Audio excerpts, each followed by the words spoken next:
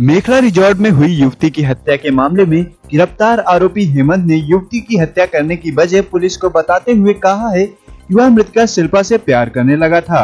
विगत 3 माह पूर्व उसकी मुलाकात विजयनगर में मृतिका से हुई थी, जिसके बाद दोनों करीब आ गए थे। लेकिन हेमंत को शक था कि मृतिका के अन्य लोगों से भी संबंध हैं और इसी बात की तकसीफ हेमंत ने की थी, जिसके बाद उसने युवती को निर्ममता से मौत के घाट उतार दिया था। वहीं आरोपी द्वारा बार बार बिहार निवासी जितेंद्र का नाम बताए जाने पर पुलिस का कहना है कि उन्होंने जितेंद्र को अभिरक्षा में लेकर जबलपुर लाकर जब उससे पूछताछ की तो जितेंद्र ने उन्हें बताया कि वह एक व्यापारी है और हेमंत उनसे काफी कम कीमत पर सामान लिया करता था। इस पर उन्हें शक हुआ और उन्होंने पूछताछ की तो पता चला हेमंत महंगे दामों में सामान खरीदकर जितेंद्र को सस्ते दामों में दिया करता था। जितेंद्र ने पूछताछ में बताया कि आरोपी ने जिस तरह धोखाधड़ी कोतवाली व्यापारी से की है, उसी तरह की धोखाधड़ी महाराष्ट्र के विभिन्न जिलों में भी आरोपी द्वारा की गई है। पुलिस ने जितेंद्र के न्यायालय में बयान भी दर्ज कराए हैं। पुलिस का कहना है कि आरोपी हेमंत पर लगभग 40 मामले दर्ज हैं। वहीं शनिवार को हेमंत की पुलिस रिमांड खत्म होने के बाद उसे जेल भेज दिया गया है। जी मैडम, एक मेखला में जो हत्या हुई थी उसमें जो आरोपी द्वारा एक जितेंद्र का नाम लिया जा रहा है, क्या है पूरा मामला में, पूछताछ में क्या पता चला? इसमें जो है आरोपी हेमंत राजेंद्र भनाड़े से जब हिकमत अमली से पूछताछ की गई थी रिमांड के दौरान, तो उनके द्वारा अपने मेमोरेंडम में लेख कराया गया था कि जितेंद्र कुमार जो है बिहार में उनके साथ पार्टनर का काम करते थे और पुलिस को गुमराह करने के लिए उनके द्वारा जितेंद्र कुमार का नाम उस वीडियो में लिया गया था। इसके पश्चात भी जब जितेंद्र को जबलपुर लाकर के उनसे पूछताछ की गई थी, उसमें जितेंद्र ने बताया कि जिस तरह का फ्रॉड हेमंत ने यहाँ पर कोतवाली के व्यापारियों के साथ किया, ठीक उसी प्रकार का फ्रॉड हेमंत ने वहाँ पर जितेंद्र के साथ किया था कि उसने पहले लॉस में सामान खरीदा और फिर जितेंद्र को सस्ते में बेचता था। तो जितेंद्र ने जब वो जहाँ से खरीदता था वहाँ से पता किया कि वो महंगे में खरीद के सस्ते में बेच रहा है। इसमें जितेंद्र को थोड़ा उसमें संदेह हुआ और उसने इससे पैसे वापस करने के लिए बोला।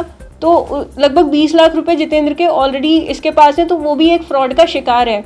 तो इसमें जितेंद्र के भी माननीय न्यायालय के सामने कथन कराए गए हैं, वो भी एक तरह से पीड़ित है, जिसको सिर्फ फ्रेम करने के हिसाब से हेमंत राजेंद्र भनाड़े ने ये वीडियो जारी किया था।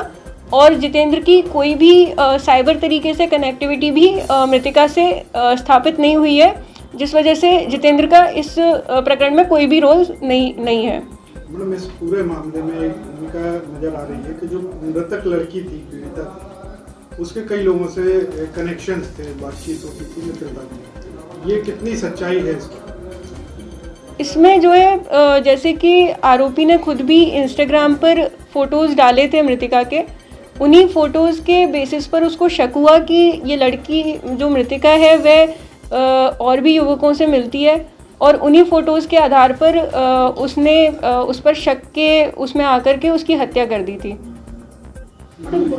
ये मोडस ऑपरेंडी जो है, ये सिर्फ उस नाराजगी की वजह से उसने मर्डर किया या और भी कोई उसमें साइकोपैथ टाइप का है ये, या क्या और कारण निकलता है? इसमें जितनी पूछताछ अभी तक हेमंत राजेंद्र भनाड़े से हुई है वह मेंटली पूरी तरह से स्टेबल है।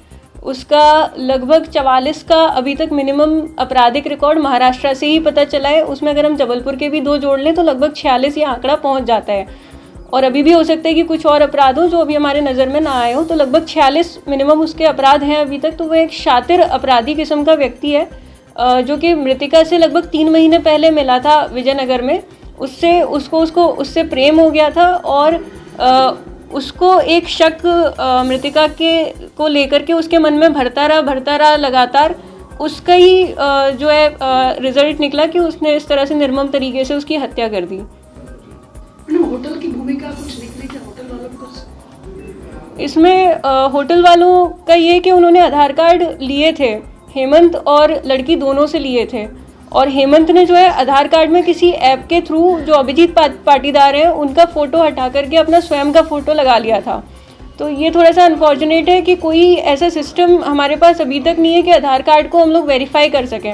आधार कार्ड को वेरीफाई करने के लिए उस व्यक्ति के पास OTP जाना ज़रूरी होता है। तो इसमें हो सकता है कि थोड़ी बहुत गलती होटल वालों की है, उन पर भी इस तरह से हम लोग चेकिंग और बढ़ा रहे हैं, उनकी पहले भी की जा रही थी। अभी भी हम और चेकिंग इनकी कर रहे हैं इस रिगार्ड कोई में। मामला बनता है क्या, होटल वालों पे कोई कार्रवाई होगी इस मामले में? आइडियली हम लोग एक्सप्लोर कर रहे हैं कि जो 144 का ऑर्डर था कलेक्टर साहब का, वो उसको कवर करता है कि नहीं करता है। अगर उसमें इस तरह का कवरेज मेखला रिसोर्ट का भी आता है, चूँकि वो नगर निगम की सीमा के बाहर है, तो उन पर भी 188 के तहत कार्रवाई की जाएगी।